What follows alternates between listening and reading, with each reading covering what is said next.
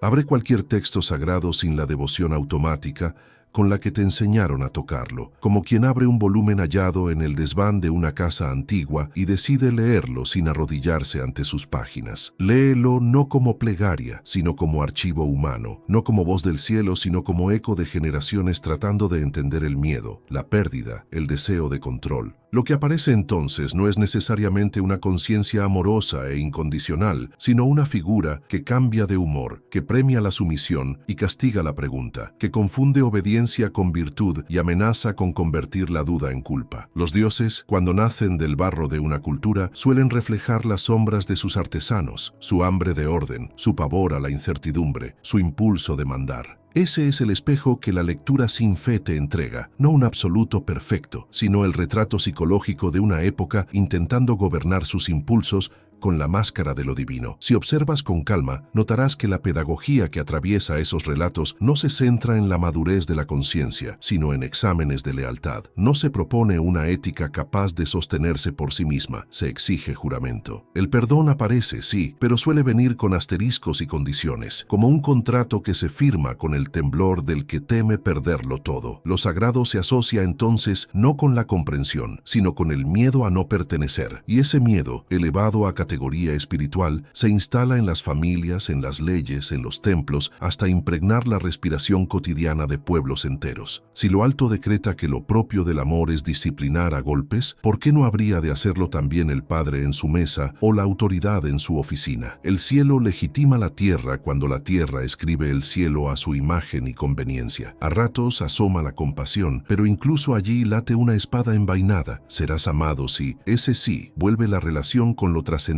un trueque, una contabilidad de méritos y deudas que vacía de gratuidad el gesto de cuidar. No es casual que la duda aparezca como traición. La pregunta abre ventanas y el poder prefiere muros. Si el edificio se construyó con ladrillos de miedo, cualquier resquicio por el que entre el aire fresco puede convertirse en amenaza. Así, la espiritualidad deja de ser viaje y pasa a ser vigilancia. Y cuando la vigilancia se convierte en hábito, el alma apaga su linterna interna y camina guiada por voces ajenas que prometen seguridad a cambio de silencio. Quien educa al hijo mediante la advertencia constante no lo prepara para el mundo, lo adiestra para la sumisión. Quien lidera apelando al terror no organiza la vida común, instituye obediencias. Si una deidad promueve las mismas lógicas, ¿cómo no se verán justificadas en la plaza y el dormitorio, en el debate y la cama? La inversión de valores se completa. Lo que en cualquier otro ámbito sería abuso, bajo el barniz de lo sagrado, se transmuta en virtud. Así se confunden la vergüenza con pureza, el castigo con corrección, la rendición con humildad. Y en esa confusión, miles aprenden a llamar amor a la ansiedad de no fallar, fe al miedo a preguntar, esperanza al anhelo de merecer. Pero hay otra lectura posible, menos reverencial y más honesta con nuestra propia hambre de sentido. ¿Y si esas páginas no fueran la voz final, sino el registro de una humanidad tratando de domesticar su caos? ¿Y si el mandamiento fuera en realidad la coraza que una comunidad se pone para sobrevivir a su época? Cuando dejas de mirar hacia arriba esperando órdenes y comienzas a mirar hacia adentro buscando conciencia, lo sagrado se descentra, deja de ser trono y deviene espejo. Un espejo incómodo, sí, porque no te permite disfrazar de providencia lo que es simplemente temor a estar vivo. La madurez espiritual, si merece ese nombre, no puede reducirse a arrodillarse en automático. Exige el riesgo de pensar aunque tiemble el piso, exige la valentía de cuidar sin negociar pertenencias, exige reconocer que la salvación no es un boleto, sino una práctica cotidiana de disminuir daño y multiplicar lucidez. La tragedia, sin embargo, es que cuando el miedo recibe amparo de altar, toma el timón de la nave. Se heredan silencios, se institucionaliza la culpa, se declaran sospechosas las preguntas, y el precio no lo paga un abstracto pueblo de Dios, lo paga el niño que aprende que el amor se gana sufriendo, la mujer que oculta su criterio por evitar un reproche, el joven que entrega su voz a cambio de una promesa difusa, lo paga también el que no cree, convertido en antagonista moral solo por no ingresar al coro. En nombre de lo alto, se van clausurando los espacios bajos donde florece la compasión concreta, la cocina compartida, el abrazo que no pide credencial, el pensamiento que busca entender antes de condenar. Cuando el temor se llama virtud, la libertad se vuelve pecado y la razón una sospechosa, y no hay infierno más funcional al poder que ese, no aquel de fuego remoto, sino este de mentes apagadas por el hábito de obedecer. Allí muere la chispa creadora, no por falta de milagros, sino por sobredosis de reglas que no admiten conversación. Allí la divinidad, si existe, es secuestrada por la burocracia de la culpa. Y el libro, que podría ser un puente hacia la pregunta esencial, se convierte en verja que separa dentro y fuera. Entonces prueba el giro. ¿Y si la fe no fuera un examen, sino un coraje? ¿Y si el temor no fuera requisito, sino alerta de que algo anda mal en la pedagogía? ¿Y si lo sagrado no demandara aplausos, sino responsabilidad? La diferencia parece mínima, pero abre un mundo.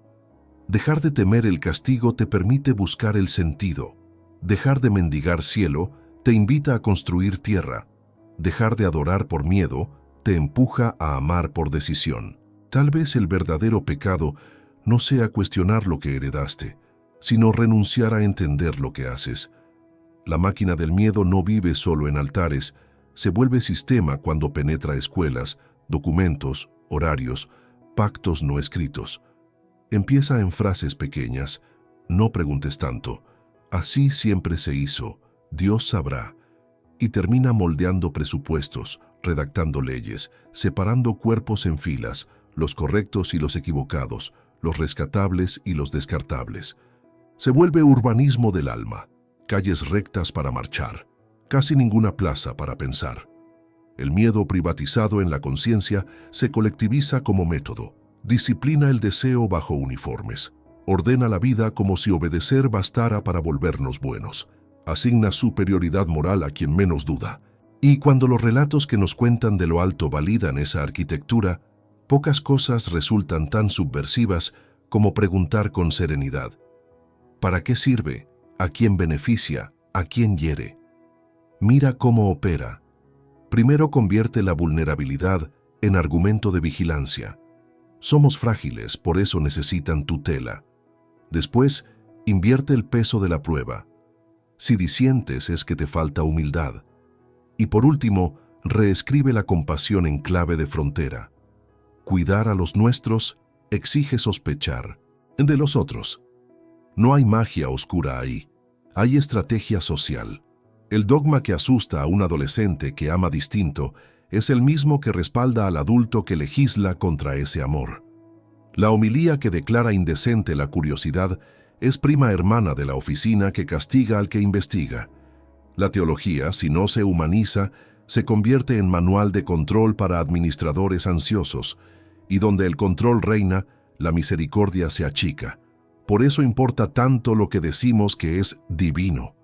Si lo divino se define como figura hambrienta de reverencias, la comunidad que lo adora celebrará a quienes exigen halagos. Si lo divino se imagina celoso, la política será celosa. Si lo divino bendice el castigo ejemplar, la justicia olvidará la reparación y buscará escarmiento. Una idea de Dios no es inocente. Siembra lo que luego cosechamos en cárceles, escuelas, tribunales, mesas familiares. De allí que la pregunta crucial no sea ¿existe?, sino ¿qué hace en nosotros lo que decimos de él? Responder con honestidad duele, porque de inmediato aparecen los rostros de quienes pagaron el diezmo de su libertad emocional para pertenecer, gente que durmió con miedo a un fuego que nunca vio, que ocultó su pensamiento por no perder el abrazo del grupo, que se llamó a sí misma indigna por nacer humana. Pero no todo está condenado a repetirse. La historia registra virajes, comunidades capaces de sostener valores sin someter a nadie, espiritualidades que prefieren sanar a uniformar, códigos que priorizan el daño real por encima de la ofensa simbólica. En esos virajes hay una clave: la ética no como obediencia, sino como cuidado. Cuidado de los frágiles, de la verdad, de las diferencias. Cuidado que no se negocia por pertenecer. Cuidado que no necesita cielo como recompensa para practicarlo. Ese cuidado no es antirreligioso, es anterior y posterior a cualquier altar. Llega donde el miedo se vuelve inútil y la culpa improductiva. ¿Qué pasaría si educáramos sin la muleta del terror? Que el niño aprendería a reparar porque comprende, no porque tiembla. Que el adulto elegiría no dañar porque siente al otro, no por contabilidad de premios. Que la comunidad preferiría instituciones porosas antes que fortalezas. El problema es que renunciar al miedo como herramienta exige líderes valientes, templos que acepten su propia falibilidad, creyentes dispuestos a vivir con preguntas. Y ahí topamos con la adicción más difícil de soltar, la certeza. La certeza da pertenencia inmediata, crea un nosotros compacto, ofrece seguridad al precio de simplificar la vida. La pregunta, en cambio, te deja solo un rato, te obliga a caminar sin mapa, te exige escuchar antes de dictar sentencia. Y sin embargo, ¿qué espiritualidad vale si no puedes soportar un silencio honesto? Hay un detalle más. Cuando el discurso divino legitima que el fin justifica los medios, tarde o temprano alguien sufrirá en nombre del bien. Lo llamarán corrección, purificación, disciplina. Cambiarán los vocabularios según la época, pero la lógica será la misma: sacrificar a algunos para que el relato siga funcionando. Por eso conviene invertir la ecuación. El bien que necesita víctimas no es bien. La fe que pide obediencias ciegas no es fe, es miedo uniformado. La ley que se desentiende del daño concreto para custodiar símbolos no protege, solo perpetúa la farsa. Lo verdaderamente sagrado, si esa palabra ha de sobrevivir, tendría que medirse por su capacidad de disminuir sufrimiento sin pedir a cambio el silencio del que sufre. Aquí te propongo un gesto sencillo pero poderoso. Escribe en una hoja, con tu letra, una convicción que no nace del miedo y léela en voz alta. No para desafiar a nadie, sino para recordarte de qué estás hecho cuando no te asusta el castigo. Ese ejercicio mínimo reprograma algo, te devuelve el timón. A partir de ahí, cada práctica espiritual que elijas, o la ausencia de ellas, dejará de ser una póliza de seguro y será una forma de estar en el mundo que no humilla a nadie para sostenerse. Y ahora un pedido que no es trámite ni algoritmo. Si este pensamiento te abrió una ventana, suscríbete no como quien aprieta un botón distraído, sino como quien se suma a un pequeño círculo de pensamiento valiente. No te pido like por like. Te invito a dejar en los comentarios una frase de una sola línea que te gustaría que un niño o una niña escucharan en lugar del miedo. Una línea, limpia y tuya. Llenemos este espacio de microantídotos contra la culpa heredada. Si ese gesto te mueve, entonces sí, suscríbete para seguir afinando juntos una ética que no necesita amenazas. La última vuelta de tuerca es íntima. Dejar de negociar tu conciencia con relatos que te quedan estrechos y construir con otros una moralidad que no necesite alambradas. No se trata de dinamitar templos ni de ridiculizar a quien cree. Se trata de discernir qué nos hace mejores cuando nadie mira y qué nos vuelve dóciles cuando alguien vigila. La pregunta no es si el cielo premia o el infierno castiga, sino si tu ciudad, tu casa, tu cuerpo, se vuelven lugares más habitables cuando eliges cuidar sin humillar, pensar sin miedo, amar sin necesitar permiso. La ética, esa palabra que muchos usan para imponer listas, puede renacer como arte de reducir daño y aumentar comprensión. Y eso exige menos salmos y más prácticas. Escuchar al distinto, sin cargar el arma del prejuicio, reparar antes que exponer, dudar de los propios impulsos antes de legislar sobre los ajenos, fraternizar sin pedir certificado.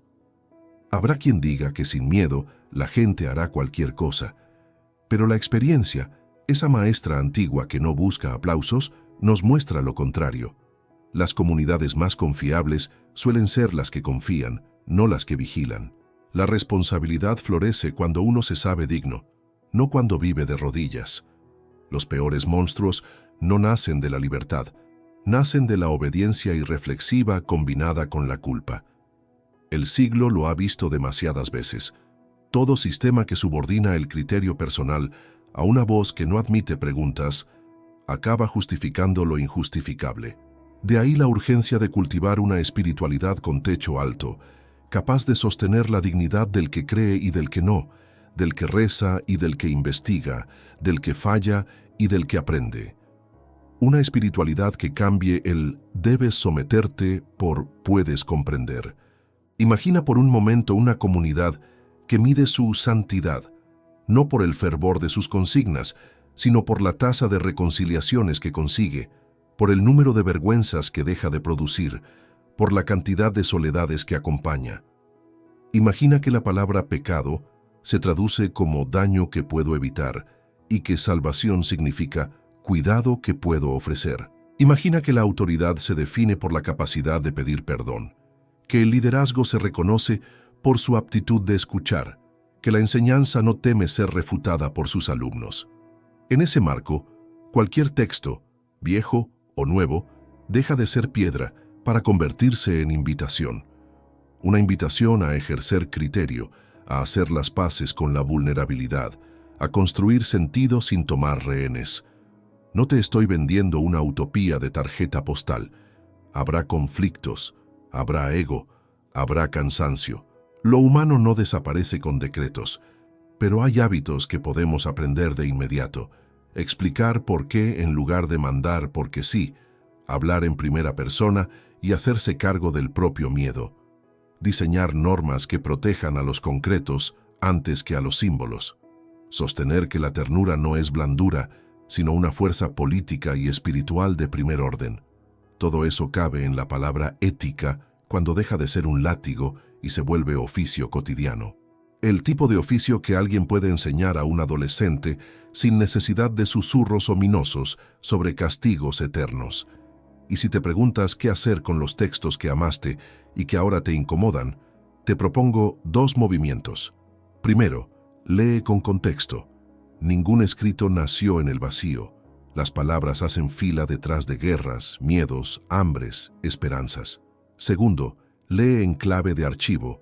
Deja que convivan voces que no dicen lo mismo, que la atención te enseñe discernimiento. Ese método no mata la fe, la purifica de su arrogancia. Te permite rescatar lo que cura y descartar lo que hiere, sin necesidad de quemar nada ni de sacralizarlo todo. Si algo merece llamarse divino, tal vez sea la posibilidad de crecer sin perder la ternura, no la capacidad de imponer sin perder el aplauso. Por último, vuelve a ti. Si la idea de lo alto te pide que traiciones tu conciencia, no es lo alto. Si una comunidad exige que dejes en la puerta tu duda, no es tu casa. Si una práctica te vuelve incapaz de compadecer al que no es como tú, no es medicina, es jaula. La ética que vale se reconoce porque te expande, no porque te achica, te invita a hablar, no a agachar la cabeza, te acerca al otro sin pedir que se vuelva tu espejo. Quizás por ahí vaya la pista más simple y más exigente, hacer el bien sin esperar el premio y evitar el daño aunque nadie aplauda. Si llegaste hasta aquí, quiero cerrar de un modo que no suene a trámite. Suscríbete si este espacio te ayudó a encender una luz propia, no por obedecer a la costumbre. Y regálanos algo más valioso que un número. Cuenta tu historia. ¿Cuándo sentiste que el miedo te robaba la voz? ¿En qué momento una pregunta honesta te devolvió la dignidad? ¿Qué aprendiste hoy que te gustaría enseñar a alguien que amas? Escribe en los comentarios sin etiqueta ni formato. Una escena, una frase, una derrota convertida en claridad. Este canal no pretende coleccionar clics, sino tejer comunidad con relatos que curan. Si te hizo bien, compártelo con quien necesite un respiro. Si discrepaste, deja tu argumento con respeto. Aquí la conversación no es pecado, es hogar. Gracias por quedarte, gracias por pensar, y gracias por sumar tu voz a un lugar donde lo sagrado no se mide por cuántas rodillas se doblan, sino por cuántas manos se tienden. Suscríbete si quieres seguir construyendo con nosotros una ética sin alambradas. Aquí caben tus dudas, tus certezas en construcción, tus preguntas que todavía no encuentran nombre. Aquí cabes tú.